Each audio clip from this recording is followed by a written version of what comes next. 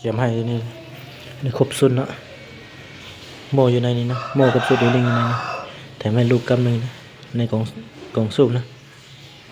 ตามนี้เลยนะจะเอาไปเบียร์แล้วก็สเก็ตฝากไปให้เลยเด้อเดี๋ยวสะดวกแล้วก็หาคนมาจำให้เดี๋ยวนี้สวัสดีเพื่อนทุกคนวันนี้มาเช็คตั้งศูนย์ให้ลูกค้าเนาะทางเมืองหลวงเนี่ย M3 ในรุ่นนี้นะ M3 เนาะกล้อง BSA เนาะถังคาร์บอนให้เลยนะงามแบบนี้เลย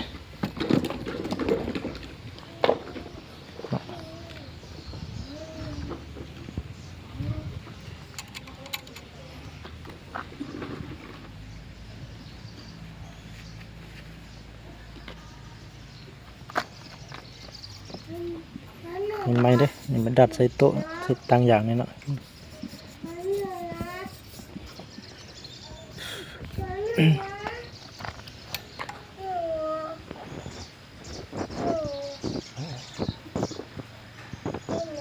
ลุงไม่ชมลูกคิดดื้อกันนะงามๆแบบนี้เลยนะโอ้รุ่นนี้ยิงถึกดีหลายเนาะเบิ่งเนาะระยะ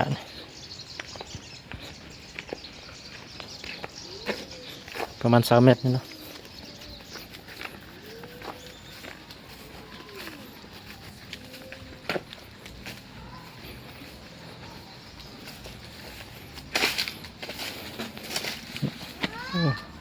นี่ปรับต่างมาตัวสุดท้ายตัวนี้เนาะมีคลิปยิงตัวนี้ให้เบิ่งเนาะ3 บาทตัวนี้บาทที่1ตกต่ำนี่เนาะปรับขึ้นอีก1ยิงเข้าเป้าเลยนะ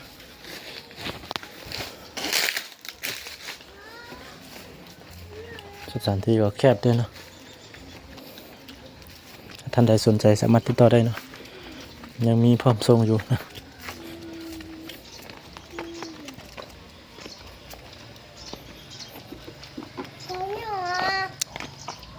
นี่เนาะยิงลูก19 เกณฑ์นะถึกดีนะลูกนี่นะเป็นของโรงงานนะบ่แม่นตัวที่เขาทับเอาเด้อตัวนี้นะของโรงงานเลยนะ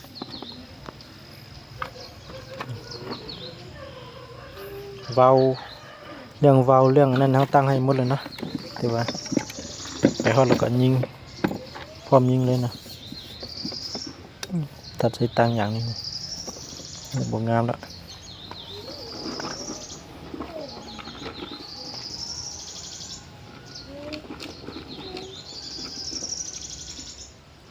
ลองยิงให้เลย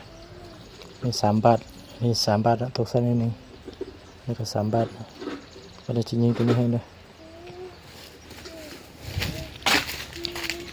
สถานที่ประมาณ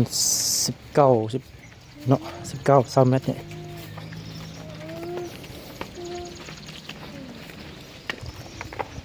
ไก่ใส่ตั้งอย่างได้เนาะนี่ตัวนี้อยากสั่นอีกนึงนะบนนั่นมันดีนะ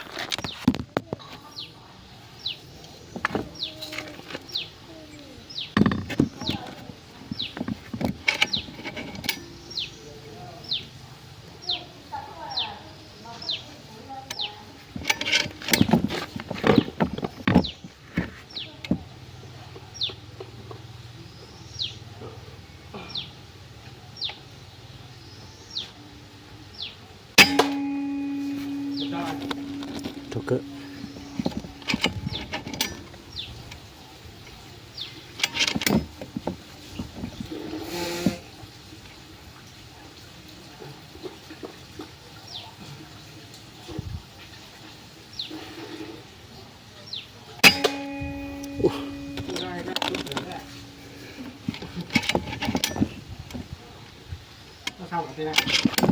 ลูกเขาบางนะ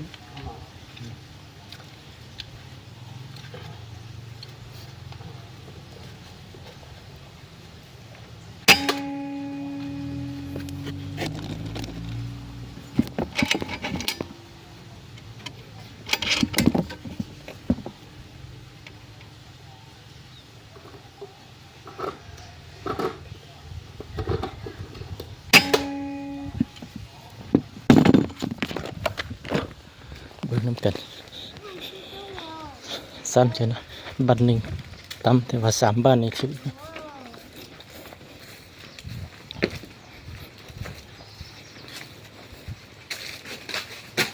เห็นไหม